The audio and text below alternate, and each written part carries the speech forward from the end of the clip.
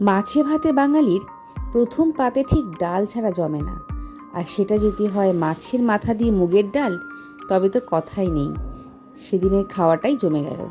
চলুন আজকে শুরু করছি আমি আমার রেসিপি মাছের মাথা দিয়ে মুগের ডাল। প্রথমেই মুগের ডালটাকে বেশ লাল লাল করে ভেজে নিতে হবে, এবং সত্যি বলতে ডালটা ভাজার উপর কিন্তু রেসিপিটা অনেকটাই দাঁড়িয়ে থাকে। কারণ কন্টিনিউয়াসলি নাড়তে নাড়তে ডালটাকে ভেজে নিতে হবে, এবং সেটাকে তারপরে একটা পাত্রে তুলে নিলাম।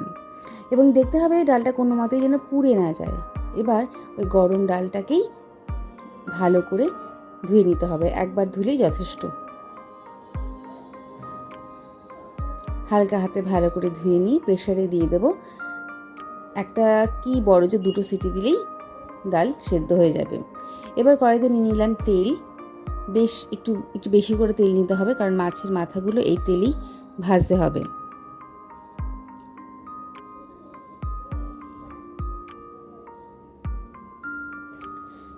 নিয়ে নিচ্ছি ইলিশ মাছের মাথা।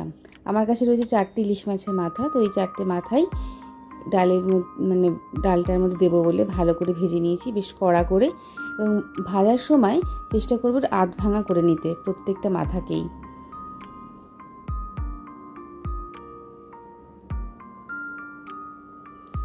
একটা আলাদা পাত্রে ভাজা হয়ে গেলে তুলে রাখলাম।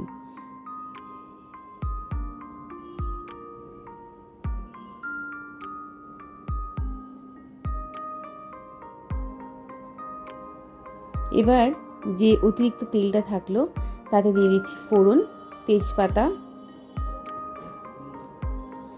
2টো শুকনো লঙ্কা,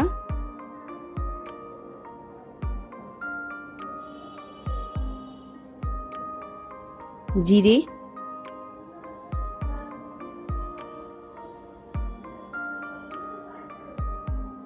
আর 2টো এলাচ।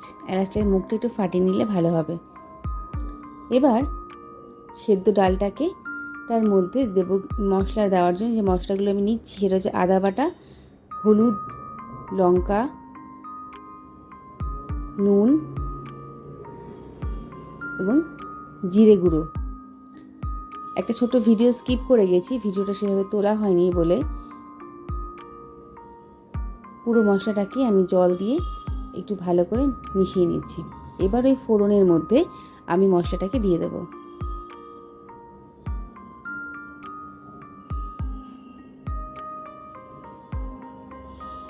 এবার একটু সময় নিয়ে মশলাটাকে ভালো করে কষিয়ে নেব, কারণ ডালটা আমার অলরেডি সিদ্ধ, মাছের মাথাও ভাজা হয়ে গেছে।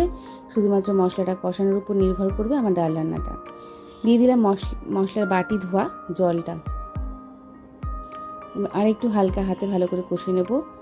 দেখুন তেলটা প্রায় ছেড়ে এসেছে বেশ কিছুক্ষণ কষতে কষতে। এবার আমি দিয়ে দেবো সিদ্ধ ডাল।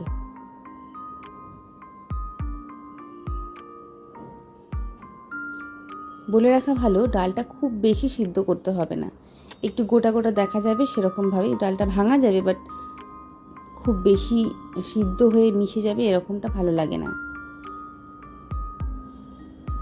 এবার যখন ফুটতে শুরু করলো ডালটা, দিয়ে দিলাম মাছের মাথা। এবার মাছের মাথা দিয়ে ডালটাকে একটু ভালো করে ফুটিয়ে নিতে হবে। আমরা একটু ঘন ডালই রান্না করেছি এখানে, তবে যারা পছন্দ করবেন যে একটু পাতলা করে ডাল রান্না করতে, তারা আর একটু জল দিতে পারেন। ডালটা ফুটে গেছে প্রায় শেষের দিকে, এবং এবার সময় দিয়ে দিলাম গরম মশলা, শাহি গরম মশলা। শাহি গরম মশলা দিয়েও একটু ফুটিয়ে নেব।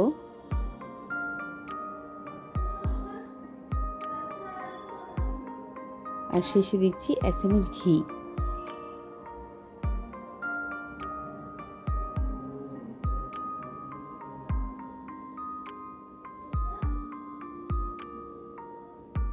এবার ভালো করে নেড়ে,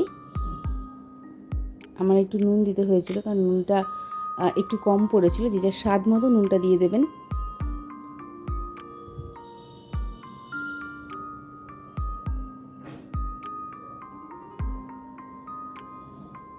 এবার ভালো করে ফুটে গেলে নাড়িয়ে দিয়ে গ্যাস বন্ধ করে দিলেই ডাল রেডি।